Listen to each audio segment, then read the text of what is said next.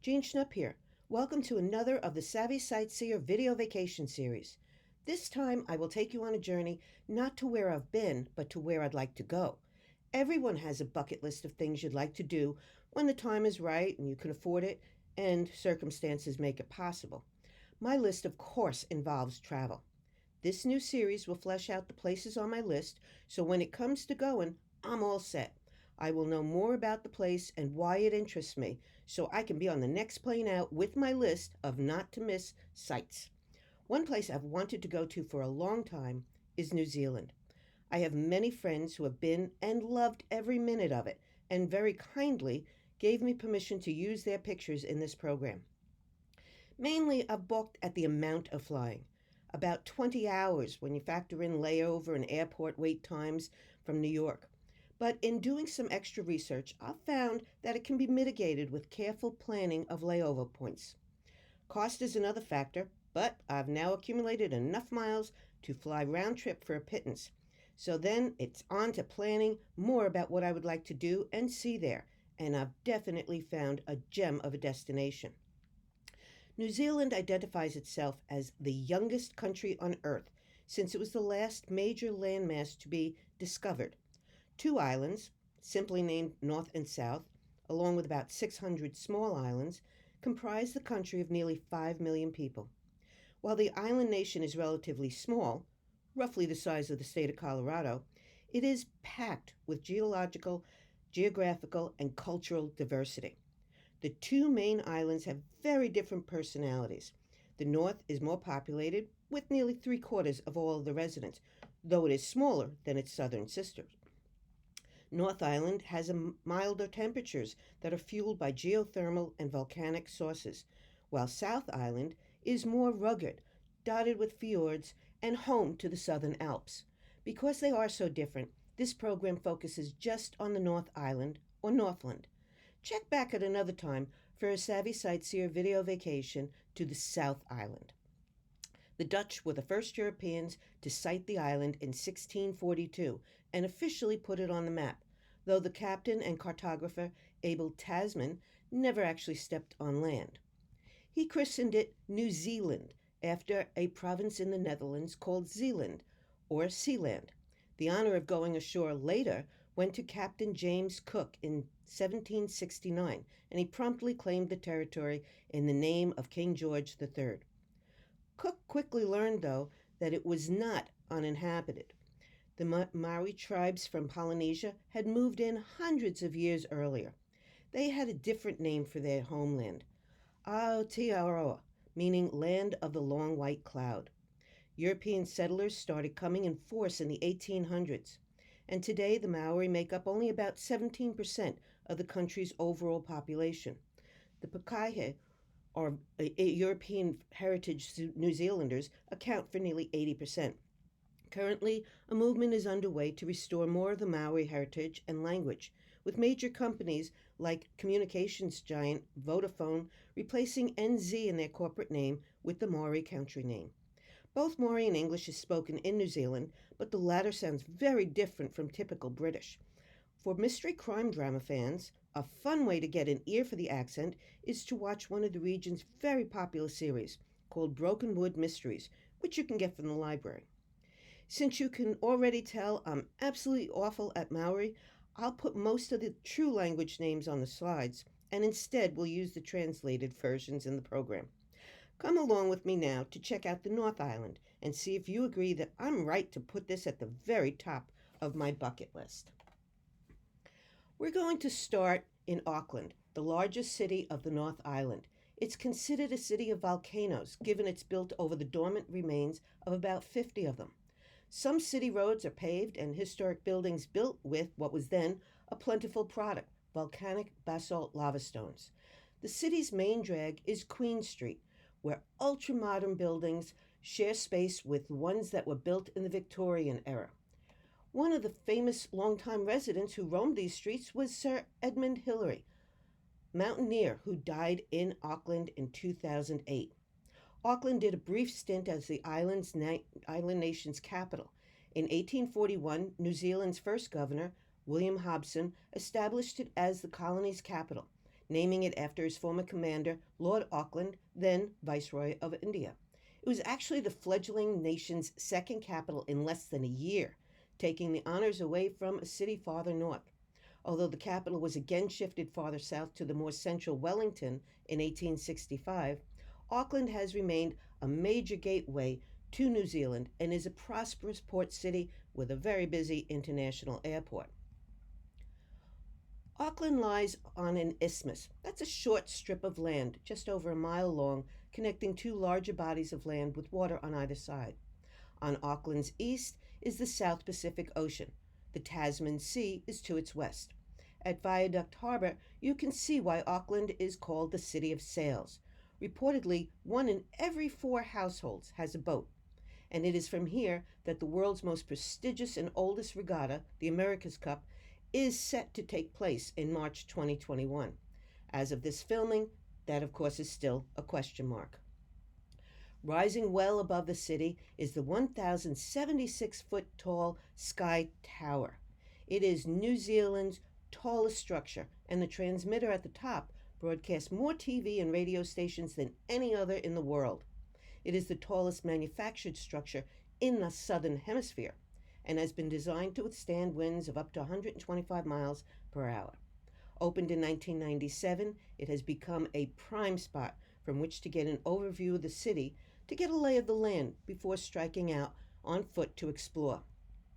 From one of its 3 observation levels, starting at just under 600 feet above the street, on a clear day you can see up to 50 miles away.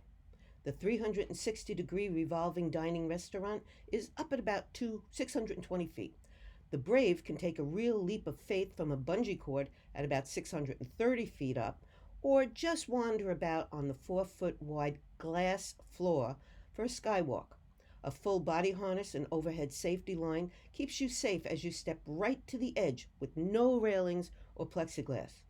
You just know I'm going to take their word for it and not give it a try myself.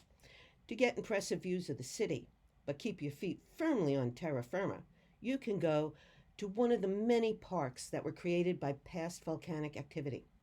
Over at the top of One Tree Hill, the largest of the extinct volcanoes and the site of one of the earliest Maori settlements, you find one of the best lookout points.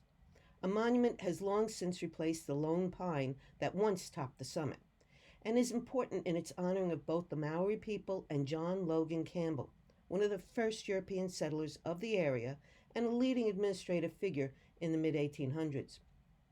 In 1901, he donated the land at One Tree Hill to the people of New Zealand, and in his will, he provided funding for the monument, saying he envisioned a towering obelisk uprearing heavenward in memoriam to the great Maori race. A bronze statue facing Campbell's grave was added, marking the first time a statue in the form of a Maori figure was erected in Auckland. Another prime viewing spot is Mount Eden, the highest volcanic cone in Auckland at 643 feet high. It has a 164 deep crater. You can get a panoramic view of both coasts, since this area is one of the narrowest parts of New Zealand. Developed around the cone of a nearby extinct volcano, the Domain Park, known as Pukukawa, is Auckland's oldest and largest at nearly 200 acres and provides a very nice respite from city hustle. During the Second World War, it was used as a campground by American troops. Enjoyed year-round, a highlight of the park is its winter garden, which was designed in the early 1900s. 2 barrel-vaulted Victorian-style glass houses offer very different experiences. One is heated and shows off lush tropical and heat-loving plants, while the other rotates an ever-changing display of rare and spectacular plants according to the season. In between the 2 greenhouses is an extensive courtyard and sunken pool. Together with majestic marble statues, it's no wonder this is a popular backdrop for wedding pictures. The park is also home to the National War Museum, built in 1929 to commemorate the country's involvement in World War I.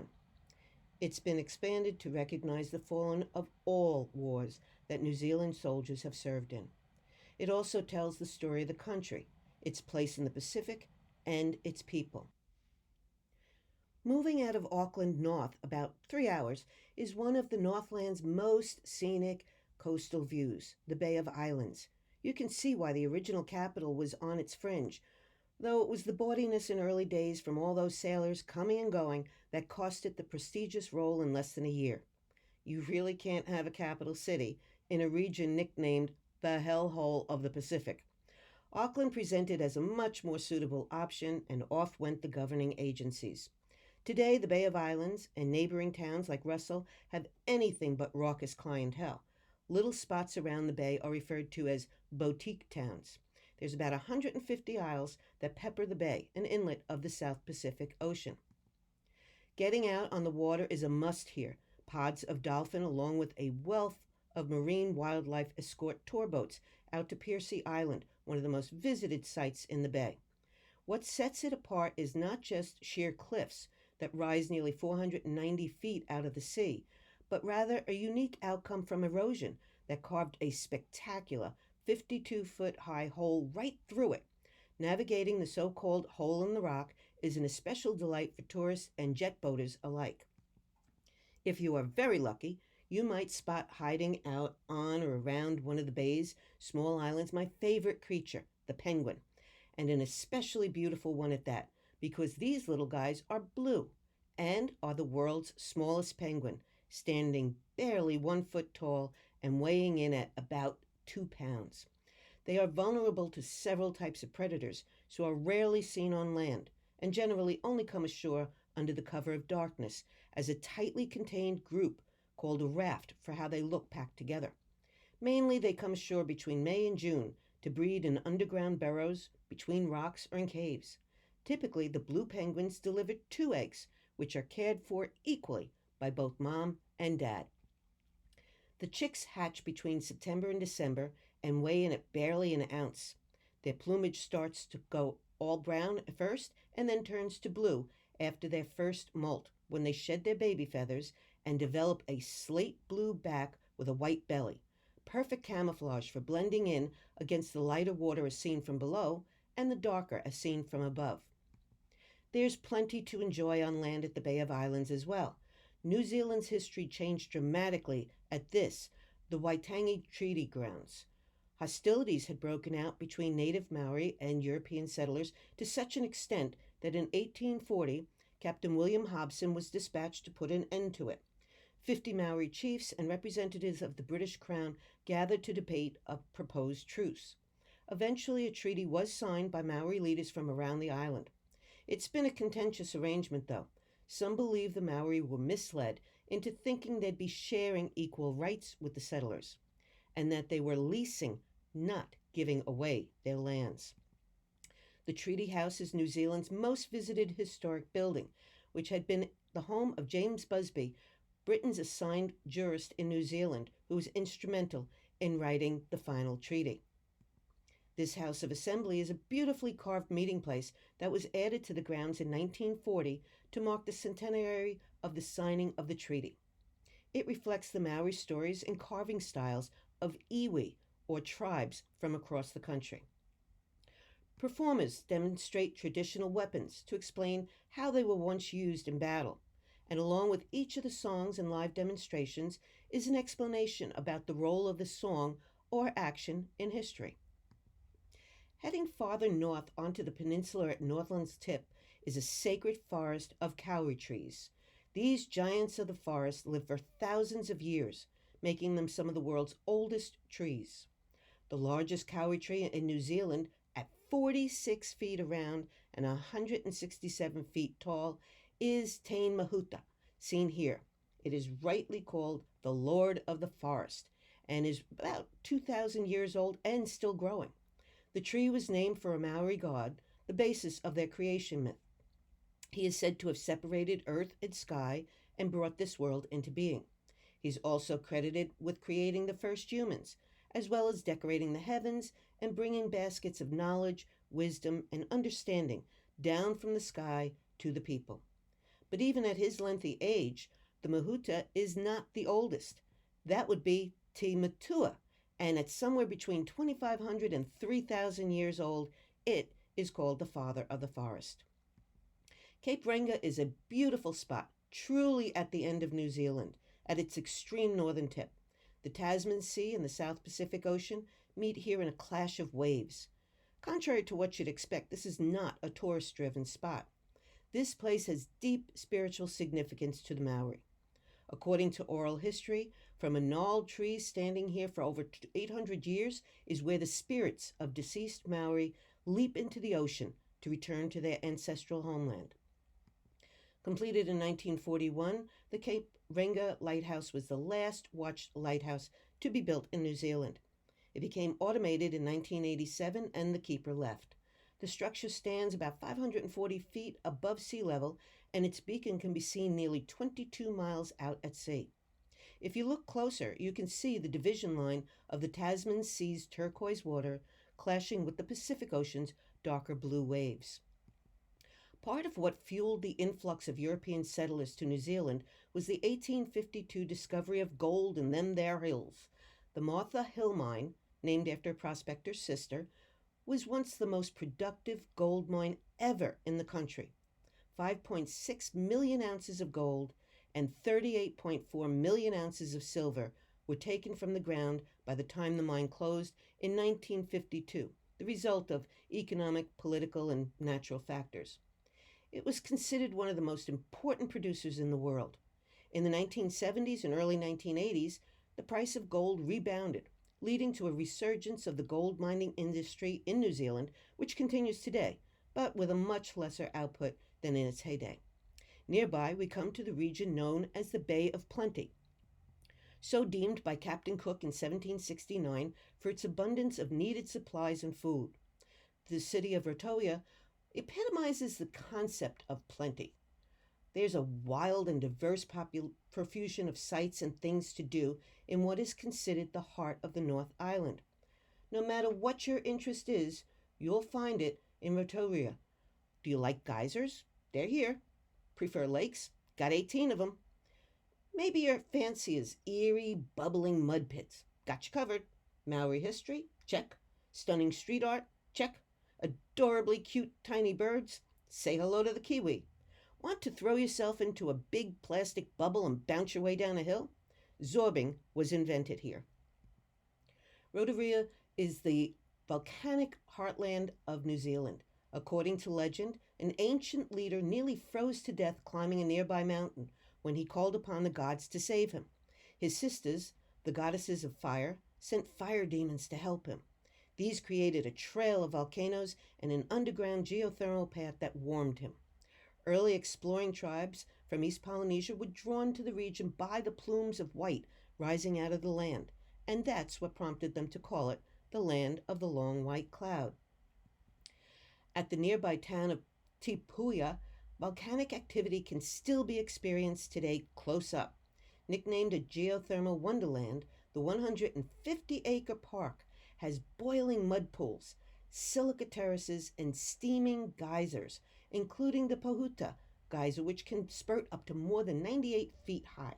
It is the largest geyser in the southern hemisphere and bursts into life up to 20 times a day. There is a price to pay to witness this awesome show by nature, though, and it's not just the park entry fee. A strong smell of sulfur pervades the area, which was first inhabited by the Maori in the 14th century. Tribes used the boiling volcanic pools for cooking and heating their houses, naturally by building their houses on the warm soil. Today's crock pot cooking is just a modernized version of an old Maori technique, minus the messy pots and electricity. One of Tipuia's greatest draws is its new Kiwi Conservation Center, where New Zealand's national symbol, the tiny kiwi bird, can be enjoyed in a specially lit environment. Kiwi are flightless birds endemic to New Zealand. At around the size of a domestic chicken, kiwi are by far the smallest living flightless birds. Oddly, they lay the largest egg in relation to their body size of any species of bird in the world. The association between the bird and people of New Zealand is so strong that the term Kiwi is used all over the world to refer to the human residents as well. Rounding out the experience at Tipuia are demonstrations by traditional carvers and weavers at the National Arts and Crafts Institute Center. Maori art is based almost entirely on the human form, the body, and the spirit of their ancestors, which is ever present in their buildings. The center was set up in the 1963 to revive the dying art of native wood carving. On the shores of Rotorua is the iconic bathhouse, New Zealand's most photographed building. It was an early exercise in business and marketing by the newly created Department of Tourist and Health Resorts in 1907. The group decided to capitalize on the area's natural geologic attributes and hit on the idea of tempting wealthy Northern Hemisphere patrons to travel far from home to the Great South Seas Spa. Opening its doors in 1908, the bathhouse was designed along the lines of a European spa, with attractive half-timbered facades, gables, towers, a grand staircase, and luxurious treatment facilities. Doctors sent their patients halfway across the world to take the cure in the mineral-rich thermal springs for complaints like arthritis, lumbago, and rheumatism. At its height, the spa gave 60 to 80,000 baths annually, and about 30,000 special treatments. Some of those special treatments would seem somewhat bizarre today and included combining water and electricity in a way that you really shouldn't. This beautiful Elizabethan structure now houses a museum of art and history, an outstanding museum with multimedia displays and a wealth of artifacts that bring to life the story of the region's geography, history, and people. A great feature of the already beautiful building is the viewing platform on the roof that looks out over the surrounding government gardens and lake. On a much lighter note, and for a more rollicking experience, you can dive into a giant inflatable ball and go bouncing down a hill in the sport called zorbing. Reportedly, the idea came to a French architect in the 1970s, and although he got some patents for the design of something in which humans could mimic a hamster running around inside a plastic ball, it didn't catch on commercially. In the 1980s, a British group called the Dangerous Sports Club built a 75-foot sphere with 2 deck chairs inside to roll around in. It never gained the traction of another harebrained idea they'd had, the bungee jump, and so they dropped it. In 1994, 2 New Zealanders revived and improved on the concept and developed an inflatable plastic sphere. With clever marketing, this time the Zorb took off. There's even an aqua version. You can see a picture of a water zorber on the Spain page of my website. The sport is as much fun just to watch as I expect it is to tumble in. Art in New Zealand isn't relegated solely to museums. It's everywhere. These are just some of the dozens of murals scattered around Rotorua. According to the region's Lakes Council, public art as a way of enhancing the city's spaces and making them more vibrant and inviting is what they are supporting. Putting their money where their mouth is, in 2013, the council set a policy that 1% of its annual capital projects budget was to be set aside to fund public art. In addition to the murals, sculptures, and performances and even events have been sponsored. At the extreme southern tip of the North Island is the island country's national capital, Wellington, the southernmost capital in the world. And it's one where you have to hold on to your hat. As a matter of scientific fact, it is the windiest city on Earth with average speeds of up to 16 miles per hour. Between Wellington and the South Island is Cook Strait, about 14 miles wide at its narrowest. A ferry ride between the 2 islands takes about 3.5 hours. In addition to being the country's political capital, Wellington is also considered its cultural capital and has an abundance of museums. For a great view of the city and to get oriented, take a ride on the Wellington cable car. Fortunately, not one of those that dangles from cables, given that reputation for wind, but more the funicular railway tram kind that takes riders on an extraordinary trip up above the city. First proposed in 1889, work didn't start for another decade, and in 1902, the first ride took off. You get a hint, this isn't just your run-of-the-mill tram right from the starting base at Lambden Quay in the heart of the Wellington shopping district.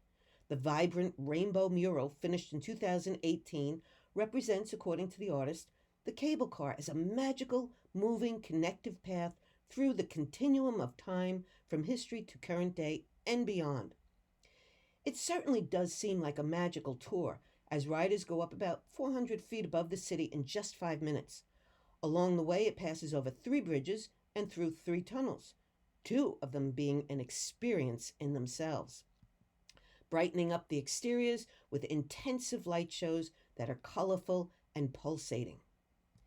Each station on the route offers something different, from a playground at the Salamanca stop to the Clifton Street station's stunning mural depicting the transition of the cable car. The timeline depicted runs from about 1902 to 2016, transitioning from travelers in period dress in black and white to color, along with various changes in the cable car, which has been refurbished and modernized repeatedly over the years. At the cable car's last stop, you'll find this panoramic view, along with a cable car museum, botanic garden, observatory, and the country's parliament building, all within a short walk. One of the more unique spots nearby, just a free 5-minute shuttle ride from the cable car, is Zealandia, the world's first fully fenced urban eco-sanctuary. Zealandia is truly a New Zealand-only experience, an ambitious conservation plan like in no other country. More than 500 acres of land were fenced to create an urban eco-sanctuary with the goal of returning the region back to its pre-human state, with an exceptionally long-range plan, one expected to be accomplished over the next 500 years. In the early 1990s, sanctuary founder Jim Lynch envisioned a pest-proof environment in the heart of Wellington. The result was Zealandia. A mesh barrier encircles it and keeps out rodents, stoats, weasels, and more that would threaten the rare species nurtured within. More than 20 classes of native wildlife have been reintroduced, including the hihi, one of the country's rarest birds that was nearly extinct, but now more than 1,000 chicks have hatched in the sanctuary. Before man landed on its shores, New Zealand was unique as a nearly mammal-free environment. The isolated species living there were affected dramatically around 800 years ago when humans from Polynesia settled in New Zealand. Not long afterwards, the first Europeans arrived, and between the two populations, they cleared vast tracts of land and introduced pests and pets that preyed on the vulnerable natural residents. In Zealandia, they are again thriving, and some include these guys. On the left, we have a tuatara, a rare medium-sized reptile considered a living fossil. The duck in the bottom middle is a rare native brown teal with a thin white eye ring. It's about half the size of a mallard and is one of New Zealand's most nationally endangered species of waterfowl. In the lower right is a small endemic whitehead songbird, often heard before seen. The population had been in decline, but now it is one of the most commonly spotted birds in the sanctuary. In the upper right is a red-beaked flightless bird that loves swampy environments. And then the park is also home to some 130 wild little spotted kiwi. The park can be explored over nearly 5 miles of trail, sectioned off for various lengths and challenges, or you can go about by cruising part of it on an electric boat up the lake. Named by Time magazine as one of the 100th greatest places in the world, the article states the sanctuary is a must-visit, pest-proof urban island and the closest you'll ever find to being in New Zealand before humans were here. Also garnering high marks from the travel industry is the Te Papa Museum in Wellington. Lonely Planet places it as one of their top 500 places on Earth, and it's also one of TripAdvisor's top 25 museums in the world.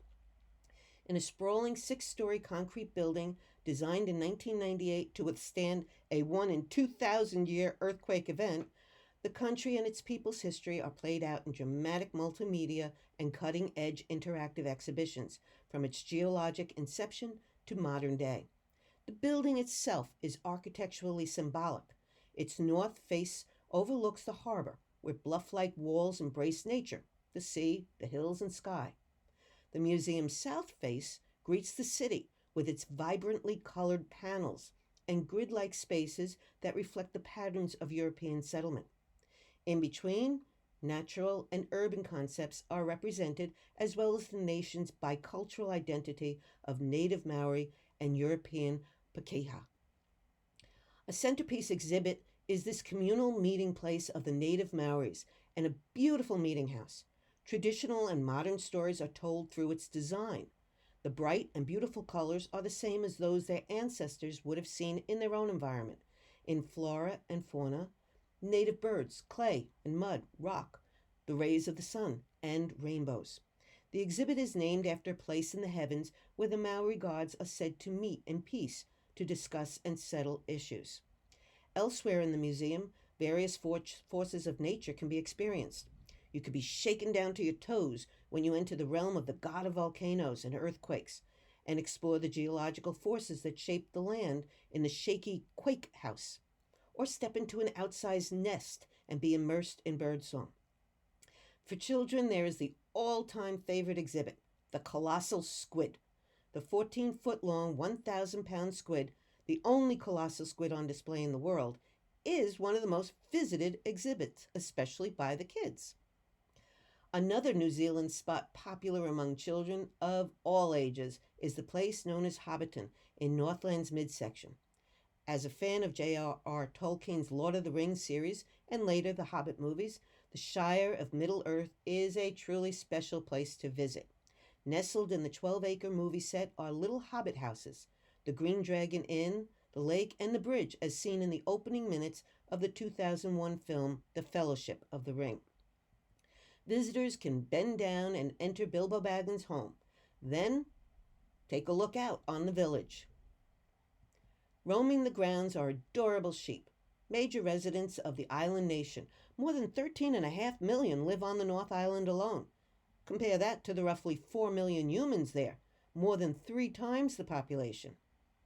I hope you've enjoyed sharing one of my bucket list destinations and agree that it should be my next stop. I like to end all of my programs with the words of Dr. Seuss. Sometimes you don't appreciate the moment until it becomes a memory. And I like to add to that to always remember to celebrate the moments and treasure the memories. If you have any questions about this program, email me or use the contact page on my website. Of course, I also invite you to visit my website to see my already visited European destinations. When libraries are again offering in-person presentations, you can check my programs tab to see where I'll be. Until then, visit your library site for more video vacations by Savvy Sightseer. Ta!